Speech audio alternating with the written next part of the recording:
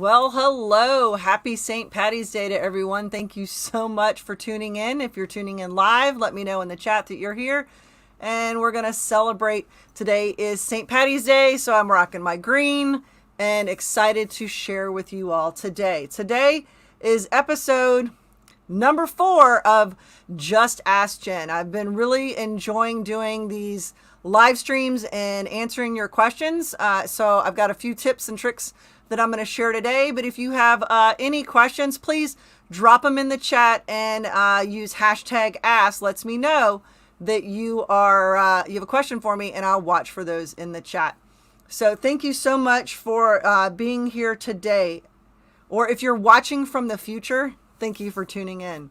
So I've had a couple of questions from teachers recently asking about a couple of different project ideas and things that they're working on.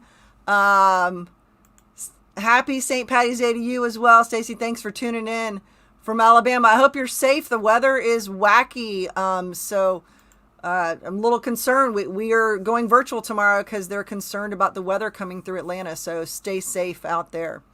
So I had a few questions about some different projects and things that teachers have been wanting to do and work on. And so I wanted to share a couple of those projects I've been working on lately and see if maybe it could be beneficial for you. So one of my favorite projects that I worked on last year before we went completely virtual was a weather report project in science. Oh, geez, be careful. It's crazy right now. Make sure you're hunkering down. Definitely. Be safe. Be safe. So I work with a 6th grade science team at one of my schools, and we do a bunch of different projects. And one of the teachers was like, we're studying meteorology and we want to be able to do some really cool projects. Can you come in and support that? So last year, when we had students face to face, I was able to push into the classroom, bring in iPads, and put the students in small groups. We had green screens. We used ink. We were able to create some really engaging weather reports using that technology. And then, of course, this year we had to do a little switch. We had to come up with a plan. How could we have an engaging project similar to that for students working virtually? And obviously, even if they were face-to-face, you can't put students in small groups now and have them share devices. So I want to share a little bit about one of the projects so what we did, look at this. Oh, from snowy Green Bay, there's my friend Shelly. Oh, stay warm, my friend. Good to see you. Thank you for tuning in. So I'm going to highlight what we came up with. So it was interesting. I had, the teacher said to me, Jen, I need an idea. What can you come up with? And I was like, let me think. This is my new little thinking cam. So Jen was thinking, what tool can we use to replicate creating a weather report and have it be engaging? So I came up with a pretty good plan, I think, and I want to share that with you today and see what you think, and maybe it'll give you some inspiration. So the project is based on creating a weather report, but what I'm going to highlight, I think, are things you could do for other projects because I shared it with social studies teachers today. So I went with one of my trusty favorite tools, and that would be Flipgrid. Why not? Flipgrid has some amazing functionality in there that we were able to create some weather reports that were pretty convincing. Now, there's not green screen capabilities in Flipgrid. Unfortunately, fingers crossed, I've asked, maybe one day, everybody else cross their fingers out there with me that maybe it'll happen. But there's so much other functionality inside of Flipgrid that allowed students to create a really cool weather report. So for those of you that are like, well, all you're doing is recording a video, there's a lot of functionality in Flipgrid that people aren't familiar with. And I want to show you that really quick, and maybe it will inspire you with what you can do. So let me know in the chat, are you already feeling the Flipgrid fever? Have you used Flipgrid with your students? Had you heard about it, but you needed some inspiration? I'm just curious, let me know. So let's hop in here and look at what does it look like when you record in Flipgrid. So I'm going to open up the camera here. And fingers crossed, I tried this earlier, it cooperated, and it's going to give me that retry. I had to restart the computer, and so that means I have to tell it a different camera. So bear with me. We're going to go in here. So if you have more than one camera connected to your computer, here's what you have to do. You have to go in there, and you actually have to turn off the camera and say, I want you to ask me again, and I want you to look for the camera. And let's see here if it will reset my permissions. And we're going to try this again. Let's hope that this works. If not, we're going to go to a plan B. I've got a nifty little video already recorded. So now it's asking me to allow my camera. Come on, get the right camera. Here's what we're going to do. All right, Jen, bear with me. I'm going to get really crafty here, and I'm going to actually disconnect one of my cameras that's coming in on the back end here. So let me go here and turn that off and see if I'm going to turn that off and see if that works. I'm going to try one more time. And if this doesn't cooperate with me, then I'm going to just highlight the options. So we're going to reload this. Go up here, tell them you want to manage your camera. So this is the tricky thing. We were doing this virtually with students, and we were in Zoom. And so if you're using Zoom with your cameras, you can't tell it to actually grab another camera. So we're going to grab this other one. Let's see here. It's looking for it. I'm going to try one more time. Ask for my camera. Ask again. And I'm actually going to do this. I know what we're doing. This is the fun thing about doing this live is switching all sorts of fun things. So actually, I'm going to go here and change my camera to there it is. We're going to go with this one.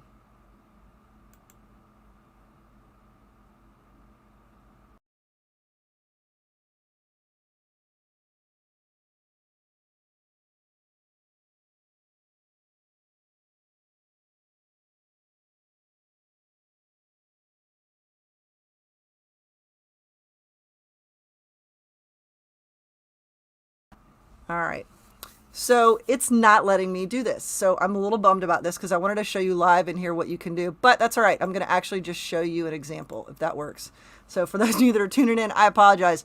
So the tricky thing is when you're like, I've got one camera on here, and when I restarted my computer, it's still looking for the other camera. But what I'm going to do is I'm actually show you an example here really quick of me playing around here with the creating my little flipgrid video here. So here is, don't laugh, don't judge. I am not at all a meteorologist.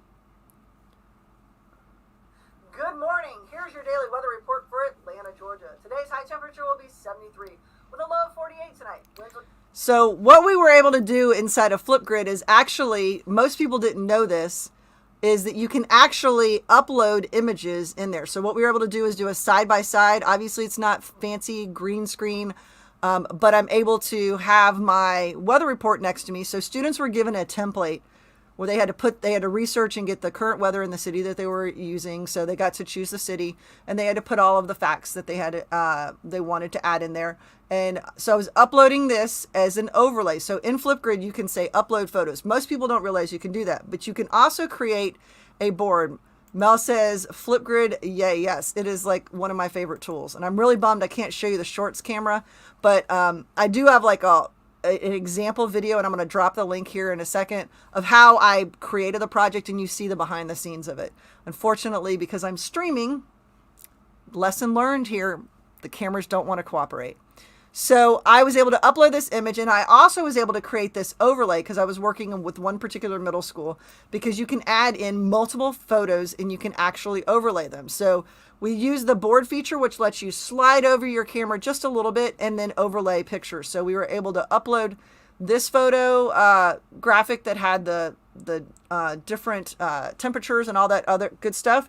And then I was able to overlay this so I could do like a breaking news thing. Now there are templates inside of Flipgrid that are like frames, but you can make your own custom ones. So that means whatever topic you're teaching, you can have students start with a template like I did. I shared it out with students, and then they took it and ran with it and came up with really, really cool options. Mel says you love shorts. So shorts is the camera that teachers can use to create content. And it's exactly what the camera looks like for students when they are responding in Flipgrid. So we were able to share out that template and let them go in and change it as they wanted. And I got some kids that were very creative with that. But you could use this to create a weather report. You could use it for breaking news and social studies if they're talking about historical events. You could have them do mini biographies in Flipgrid and actually create custom stickers, is what they call it, or images that you can upload. So maybe you're doing a research project and you want to pull in resources you found in Discovery Education. You can actually pull those images, bring them into Flipgrid, and then be able to talk about what you are learning. So what you now know about that particular topic. For example, a little mini virtual field trip to Shakespeare's birthplace. You can also use it for a map activity. I was talking to 6th grade social studies teachers today, and the idea was that they could pull up their map of Asia that they were working on, and students could actually use the pen ink drawing tool, and you can also pull in additional stickers, and you can add in text, so you could add in labels. So when I was meeting with them, they were like, oh, this is great. Students could talk through the relationships of the countries. Where are they related to other countries and the physical features they were studying in 7th grade social studies. So just something really cool. Yeah, there are some cute stickers in there. So we were talking about the weather. They could throw in the stickers and emojis to show weather if they were talking about a city that was in the in the north that's much colder, like my friend Shelly here, who's up there in the blizzard zone. So much functionality inside of Flipgrid that people didn't realize. In fact, the 6th graders had all said before we started the session, I said, how many of you have used Flipgrid? Every single kid said yes. And then when I showed them my video, they're like, wait, you made that in Flipgrid? So it's like a little Swiss Army knife for video tools, because there's also screen recording in Flipgrid that allows students to talk through their thinking, pulling up a presentation and talking through it. So if you weren't familiar with using Flipgrid and adding in your own content like a sticker or a logo or possibly content that students have created, it's a great option there. So I'm going to drop the link to the video that I did recently that was all about that video. I shared out the lesson for students, and then what I did was I cropped down the video and then edited it down just to a real quick explanation of how to create the weather report. So I'm going to drop the link to that video. It's on the channel if you're interested and you want to see the how-to and the behind the scenes. And lesson is learned. I'm going to remember that next time. Turn on the right camera before I turn on my streaming software. But no shade on the streaming software. It's just because Flipgrid is fighting for the camera. So sorry I couldn't show you all of that. But drop that link in the chat, and that is right there, the video on the weather report project. So I mentioned templates that you can create and share, but why reinvent the wheel when you can actually grab templates from a ton of places? And I'm going to share 2 of my favorites. One is actually Slidesmania. If you're not using Slidesmania, you definitely should be checking it out, because there's so many cool options that they are completely free. So this is all designed by one person, and it blows my mind because I love graphic design. But when you go to slidesmania.com, there are so many options under education. They've got manipulatives, choice boards, weekly planners, so many different options. You've got more formal ones, fun, simple, all of that good stuff. So if I go here to interactive templates, I will see that there are a bunch of options here for interactive activities that you can use with your students. They're in Google format, but they can also be downloaded if you're an Office 365 school and you want to use that. But these are ready-made, and they're all customizable. The one thing that the person asked, the creator of Slidesmania, is she's like, just leave my little logo on there and give me credit for it, but everything else can be changed. So you can go in and borrow any of these templates and customize them and use them. So I got really excited because there were actually, under one of the most recent ones, she just shared out a weather report one. So after we designed our weather report one, this one was released, and I was like, oh my goodness, check this out. So here's breaking news. Let me see all here. We're going to go down here. The breaking news one was pretty awesome. There's now a yearbook one. There's vocabulary practice. There's a weather report one right there that's ready to go. So you can just grab that template and use it with any of your projects and download it and customize it for anything. So you could use this with students and say, all right, take this template, change out the content, and bring it into Flipgrid for a presentation. So I think that's pretty cool right there. Speaking of templates, I had an activity that I was working on with some teachers, and this was another question I got from a teacher that said, what is an engaging way to create a map activity? Because they're normally old school and social studies at this point, you might print it out, you'd be coloring it and using your markers and all that good stuff, but they wanted a way to do it and make it kind of engaging. So I shared with them a couple of ways, and this was to use slides.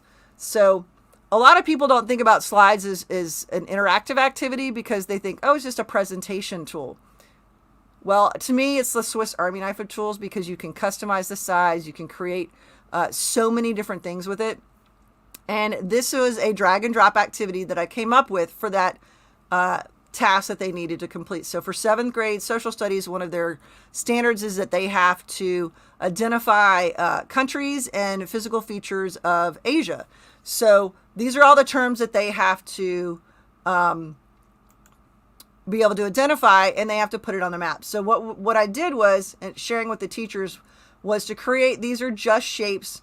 We color coded them to make them a little more interesting, and we made them so that they can easily be dragged onto the workspace, because you can actually put anything off the canvas over here can be, you can put these drag and drop options over here. So it's great for your littles, but also this was for a middle school activity, and they were like, oh, that's brilliant, because they were struggling with, well, I want to put the image on there and I need to tell them where the text boxes are and what they need to type. And my suggestion was just upload the image. This is now a background image, so the kids can't mess it up. They don't delete it. It lives in the background.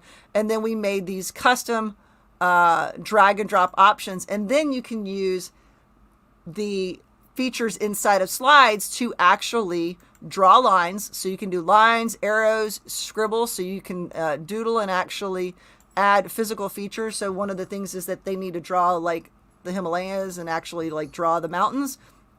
I can draw those lines. I can customize the color. So mountains might be brown. I can make the line a little bit bigger. So notice I can draw on the map to draw those physical features.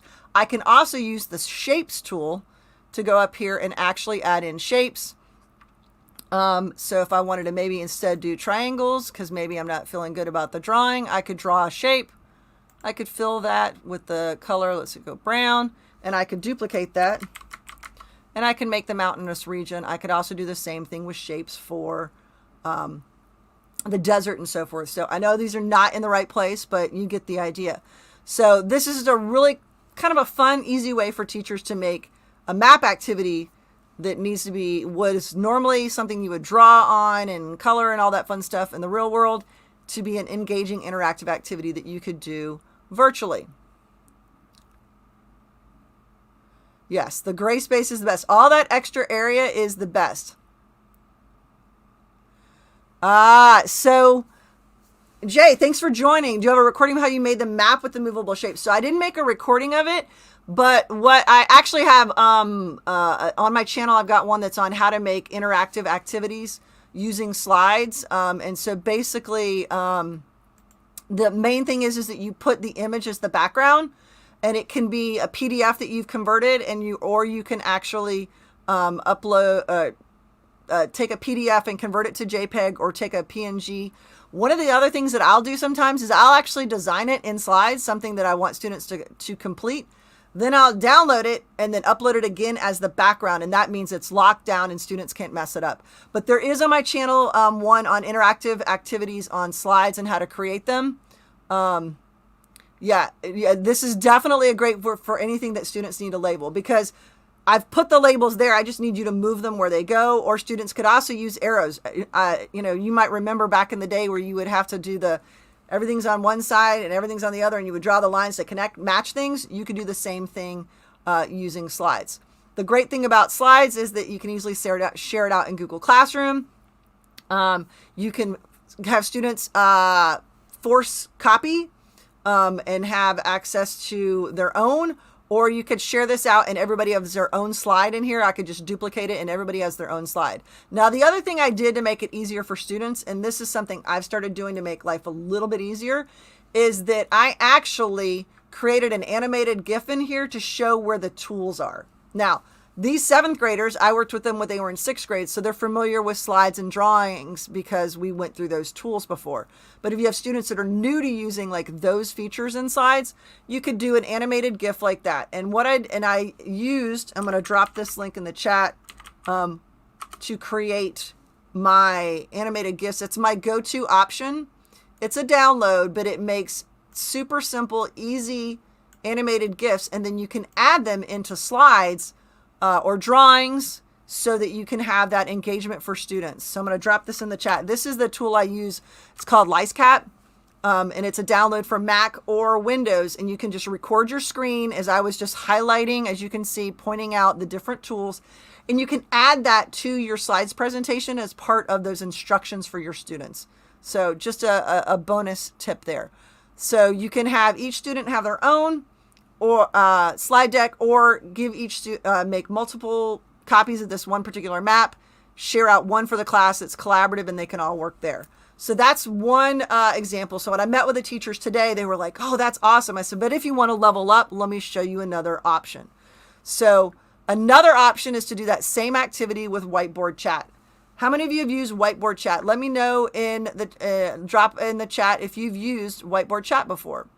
And if you haven't, I've been talking about it a little bit. In fact, I'm finalizing a new tutorial for it today, and hopefully we'll have it out by the end of the week, showing you all of the amazing features. But the benefit of doing it here is I can say, I want to start drawing.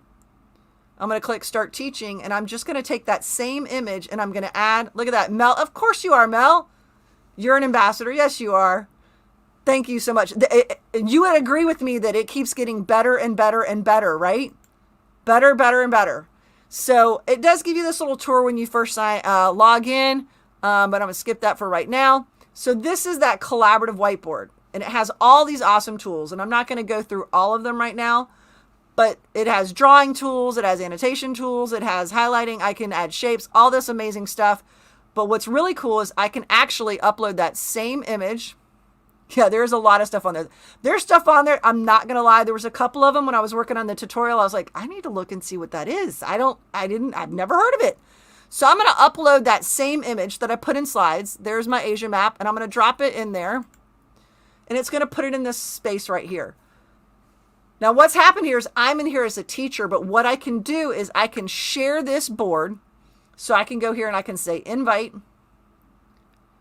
I can give a QR code. I can push it to Google Classroom. I can push it to Teams.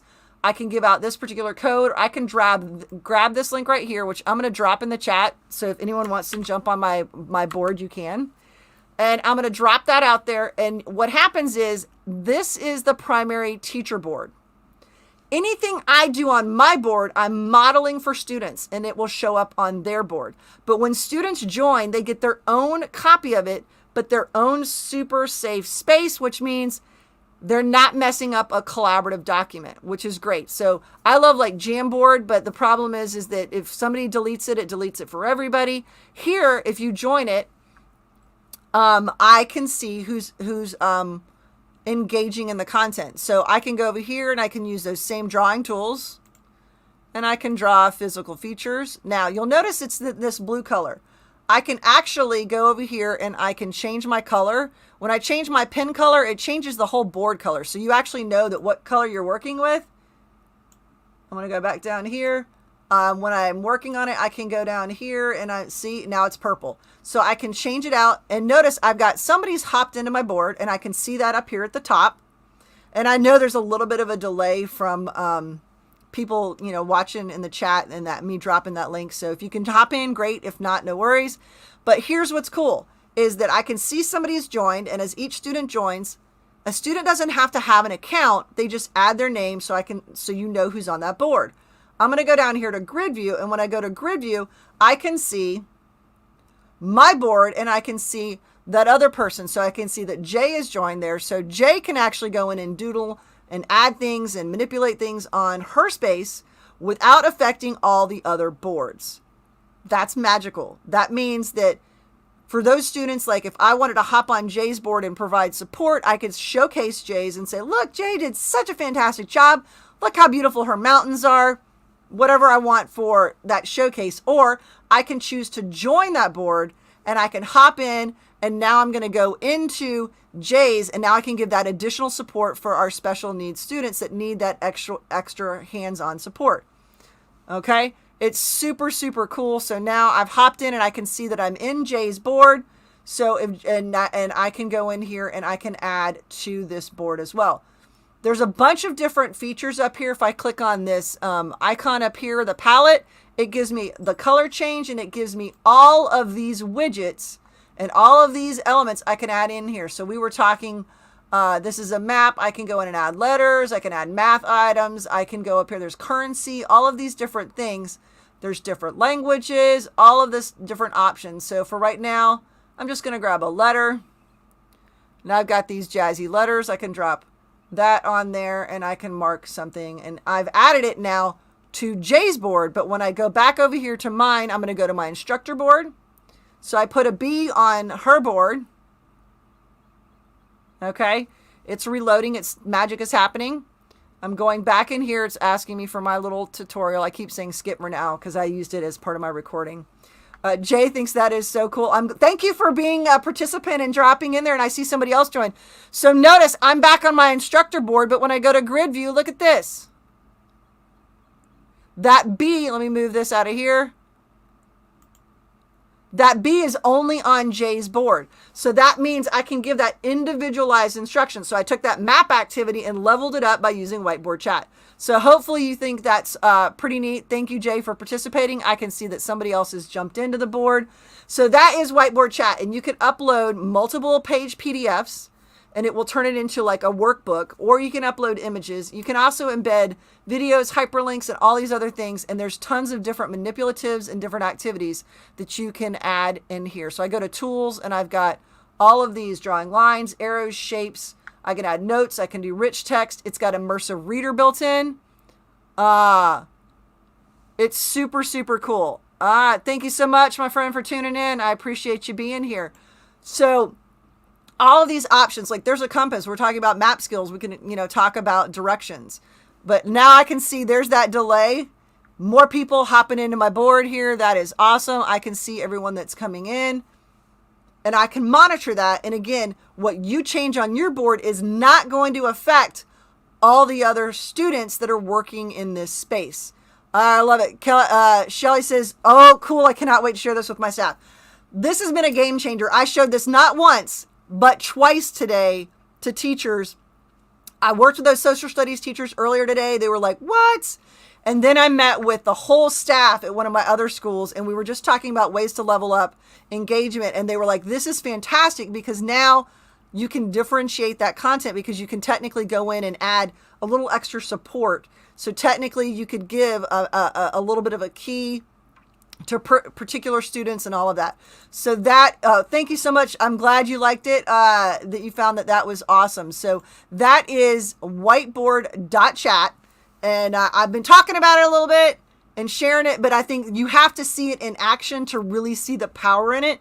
So hopefully you're excited to go back and use it to engage your learners. So I shared the slides activity for the maps. We talked about whiteboard chat. And then we also talked about how they could use flipgrid where the students could bring in that map and then annotate using flipgrid. So 3 ways just for that one lesson to level up engagement.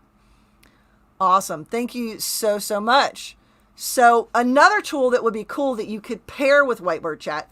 So I could use the templates that we saw in Slidesmania. So we could go to Slidesmania, find a really cool design. I can download those as a PNG or a JPEG, and I can upload them into my whiteboard chat activity. Now, I will tell you that whiteboard chat is free. That's my favorite price. But the thing is that your boards are only saved, 1, if you log in, and 2, for like 10 days. Because the idea is that's the expense for so many businesses is the cloud space to save everything. So they let the boards live for 10 days, but you can export them as so you have a bunch of different options. So if I'm ready to export this, so I'm gonna go over here, I can download it as my board as it is, just this page, the whole class, the single page. So like if I want to, as one single page, it's going to snapshot everybody. I could get a single PDF. So it's going to give me one PDF with everybody's work in it. I could go to a whole class one where it's going to give me one per student. So now you've really got that artifact in case you need that for documentation for students. And you can also download a report for students and their engagement in the option.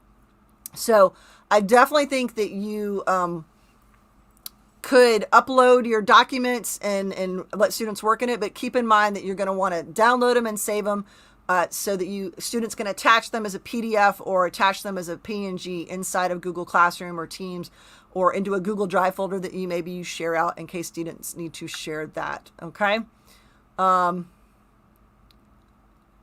Yep. Thank you. Mel, see, there's Mel's the ambassador. Says you can refresh the boards and they will save for 3 months. Right. So initially it says 10 days. And if you go back into it and you click, there's like a little reset. It kind of restarts the clock and it does give you that bonus 3 months. But I always tell teachers, if you know you're not going to go back to it, you want to make sure you download it now for sure. Yeah. Thank you, Mel, for that tip. You're right. But we love that it's free, so I think that's why they're going to purge them in case people aren't revisiting those options. So I can download them. And now another tool to kind of level up using Whiteboard Chat, I'm going to share out. If you're not already using Canva, you've heard me talk about Canva before. It's one of my absolute favorite tools. I use it for creating things. Hello, there's my Just Ask Jen. It was designed in Canva. I love that I can make animated GIFs. I can make videos. I make my YouTube thumbnails. So that's the video I dropped earlier today. In case you're curious, it's about Google Classroom and being able to turn off the option to turn in late work and to resubmit assignments. So if you want to turn that off, that's a setting. You want to check that out. I just dropped that on my channel. So I can go in here and you can see I've got all these options. They've got all these templates that if you upgrade to the educator account, so if you go to Canva EDU, and I will put the link in the description of this video of where you go to get your upgraded account. You get a pro account as an educator. You definitely want to secure that because then you get all these options like these infographics, worksheets. Well, let's take the worksheet, modify it, and bring it into a whiteboard chat activity.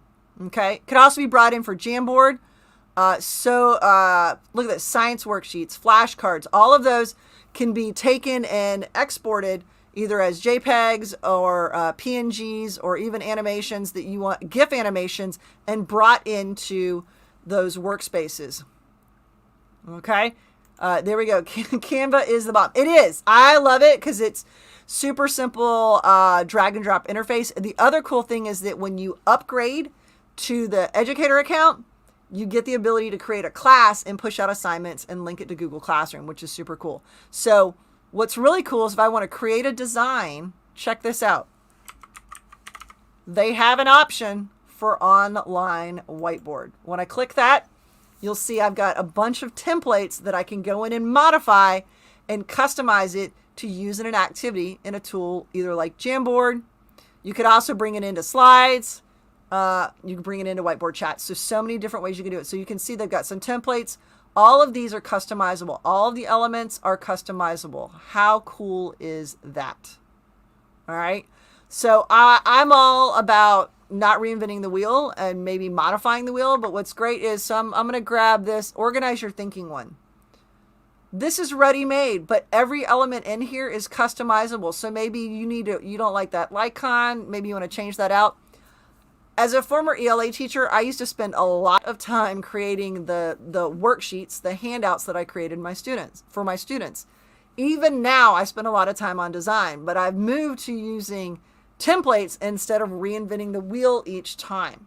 So Canva is a great option if you're looking for something that's ready-made. You just modify it and then you can share it and use it as a resource. So any of these whiteboard activities, I could choose. Here's another one. Let's see here. I've got different elevator pitches. Let's see here. Let's grab another one. Roles and responsibilities for online activities. I've got more drag and drop activities. I mean, look at this. This is awesome. So many different templates, and you can actually add multiple pages in here from Canva and then export them as JPEGs or PNGs. And sometimes even as animated GIFs that can be brought into your other tools. So I want to definitely share that out if you were looking for resources that you might want to use. So if you're not already using Canva, definitely check out canva.com. All right.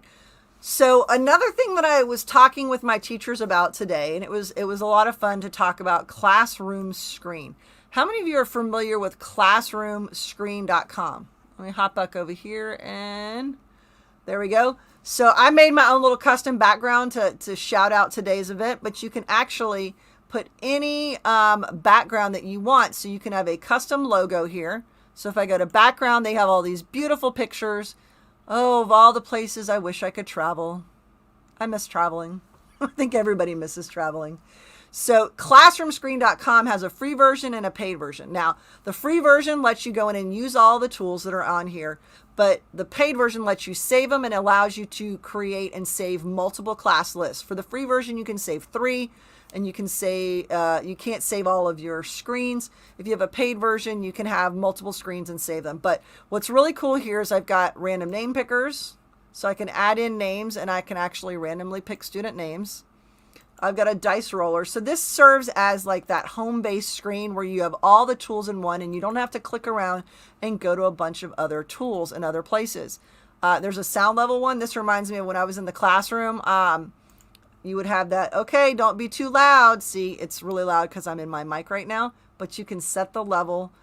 So that's something cool for when we get back to the real world and we're face to face. I can actually upload media to it. I can use my webcam. I can embed something. I can put a YouTube video. I can add an image. And so basically this can be a home base for an opening activity.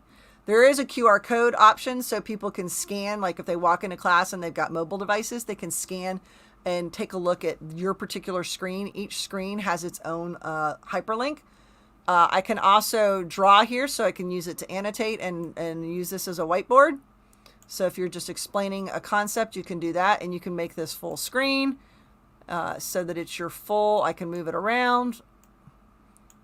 If I go full screen, it's gonna dry. I can make it resize. I can go the whole thing, and so you've got this built-in little whiteboard right here. If you're just trying to explain a concept right there with the undo, it's very, very basic option. I can close out of that. I can go down here and there's some work symbols just for visual cues for students. What are you supposed to be doing right now? Tonight is a quiet time. You can use whisper voices. You can ask your neighbor. Again, that's more of a face-to-face tool, but I still think it's pretty cool. They have a traffic light, so you can, how are we doing? We're on red, we're on yellow, we're on green. I used to add a physical traffic light in my classroom that I would go up and have to push the button. That would be awesome to be able to just do that on the computer.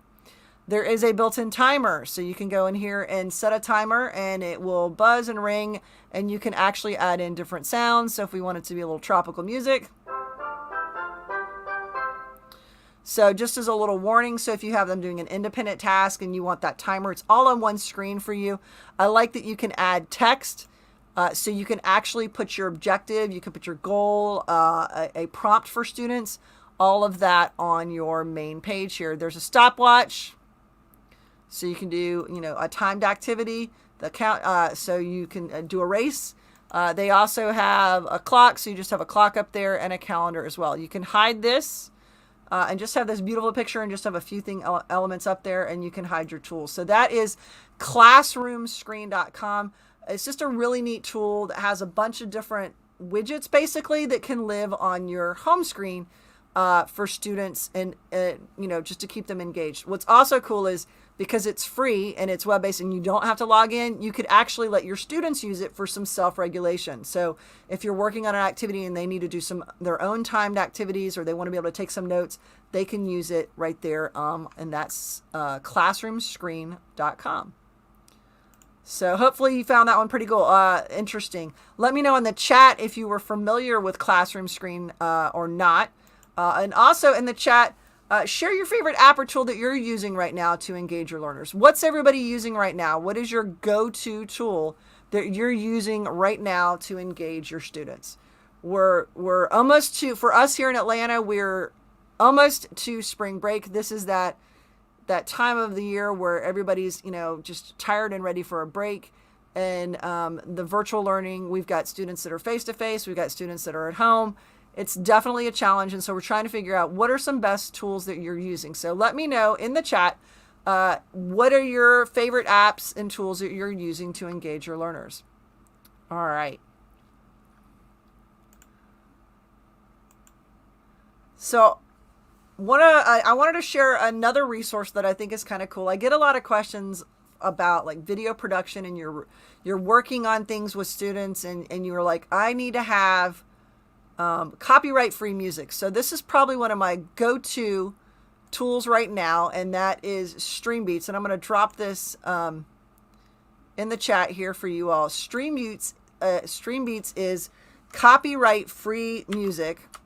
It's all instrumental. It's really, really good.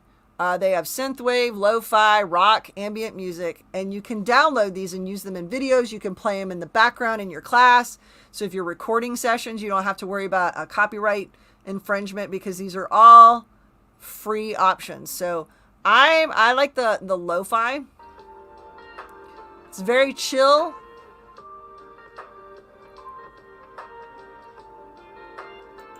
But you can download any of these. So they have different ones that you can actually play. So you can just stream it. So when tomorrow I've got a presentation first thing in the morning, I can play a little music to kind of set the mood before we start. And because it's being recorded, I don't have to worry about it being a copyright violation. It's copyright free. So that's streambeats.com. I definitely wanted to share that out as another resource that you might be interested in. I had a couple other little tips that I wanted to share out, some cool things that I think you might find interesting. Let me hop back over here. Did anyone see the new rollout of the new toolbar that's available in Google Slides? So all the time I use Google Slides, I always minimize it, and it would be very frustrating when you're hovering over it, and you would actually see over here, you would see this big toolbar, but look at this new toolbar. This is magical.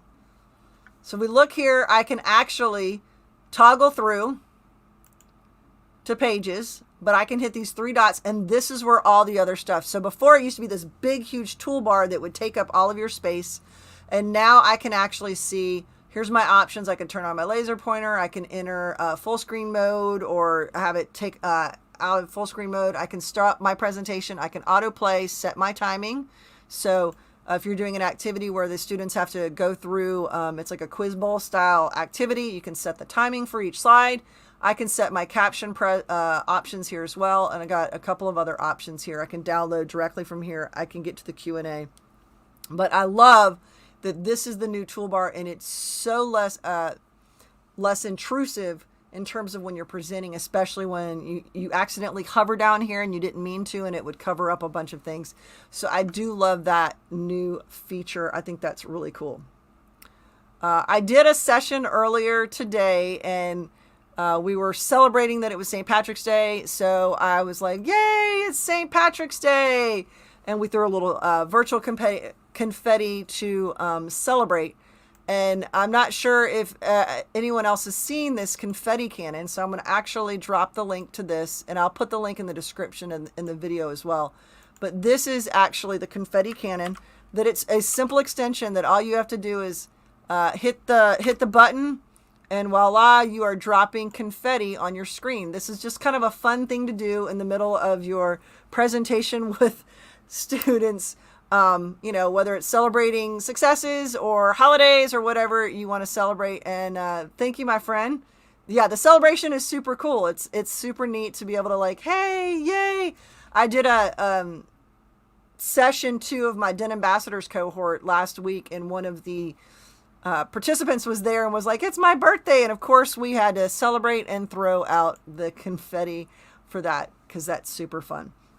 So I appreciate those of you that have been tuning in live. If you happen to have been checking out this, from the future, thank you so much for that. I hope you found the tips and tricks that were shared today, the activity examples and the walkthrough of whiteboard chat to be beneficial. What is this? Anyone else use Jen's tools and fake looking like, I think, Rockstar? You're funny, Pam. Thank you so much. I'm just sharing is caring. If people are using it, that is awesome. That is awesome. So, I hope you found this beneficial, and I've dropped a couple more videos. There's going to be a tutorial coming on Whiteboard Chat by the end of this week. So if you're not already subscribe to the channel, make sure that you do that so that you're notified. Hit that bell so you're notified when I drop new tutorial videos. That would be awesome, because I definitely want you to check that out and dive in. And I'd love for you to hit me up. Let me know, were there any tips that you learned today that you were like, yeah, that's great. I'm super excited for that. All right. On that note, I so appreciate your time, especially some people, could be celebrating and spending time with family tonight. I just appreciate you all so much. Thank you so much, Suzanne. I appreciate you tuning in. Let's connect. Check me out on Facebook, on Twitter, APSITGen. I can talk today. Tech Tips 411 on Facebook if you're a Facebook fan. Thank you so much. Please check out my website at techtips411.com. There's so many stuff to share. This was very beneficial. Thank you, Jay. Thank you. You are my favorite ed tech guru. Wow. That warms my heart. Thank you, Jay. You are awesome. Thank you so much for saying that. Well, I appreciate you guys. You are awesome, and for spending some time with me. And I can't wait. I've been doing these once a month. Let me know if I should continue. If you think that this is beneficial, I'd love to continue with some more episodes, at least once a month. I think that that's pretty good because I am dropping a lot of content on the channel.